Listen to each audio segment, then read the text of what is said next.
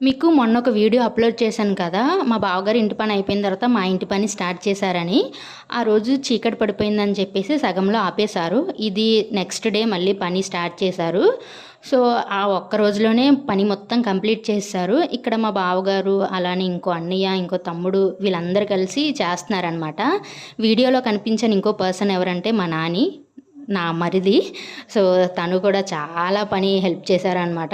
తను మా ఇల్లు స్టార్టింగ్ నుంచి ఇప్పటి వరకు తను లేకుండా అయితే ఒక్కరోజు పని అవ్వలేదు.